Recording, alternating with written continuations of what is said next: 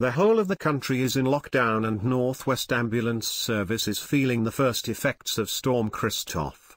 Northwest Ambulance Service covers 5 countries, from the top of Cumbria all the way down to Manchester, where the Regional Operational Coordinating Centre will be overseeing the emergency response. Chris is dispatched to a road traffic accident since. He's 6 minutes away and will be joined by Emily and Joe, who are 11 minutes away from the patient. When Chris arrived, a firefighter told him there were no signs of injuries. The person had their seat belt on. Chris said the person hit a stationary car and flipped her car and she has no injuries. Emily and Joe will look at her in the ambulance. Sarah and Mark are dispatched to the patient struggling to breathe. She is 79 years old. Sarah said her heart was going quite fast and she will listen to the chest.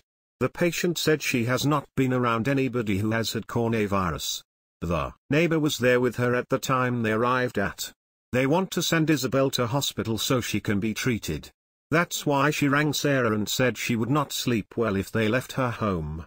Isabel needed to be seen by a specialist 5 miles away.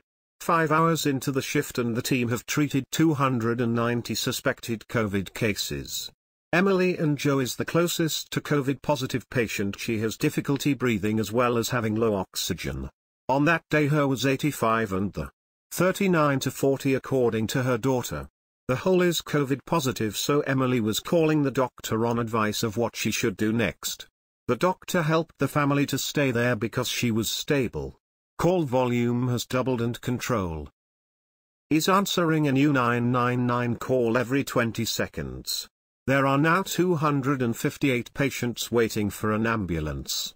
With wait times for calls increasing, managers are trying to assess how the services will cope as the storm intensifies. Emily and Joe are on the 3rd COVID call of the shift.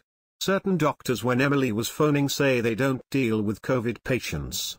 The River Weaver at Northwich was dangerously high, plus River Mersey in Manchester and Warrington. In addition, a further 2 inches of rainfall was forecast for that night. Control commander in the Rock, Matt, is making last-minute preparations as the bad weather was taking hold of the Northwest. Dispatchers Kath and Rich will be part of the team looking after the ambulances team. The longest wait for an ambulance is 18 hours. The average target response time for Category 1 calls is 7 minutes, but flood diversions have added at least 5 minutes. Kerry and Quitten is looking after Callie. She stepped somewhere and banged her head. The shoulder was in pain. With fears of spinal injury, the crew on scene must stabilize the patient to avoid long-term damage.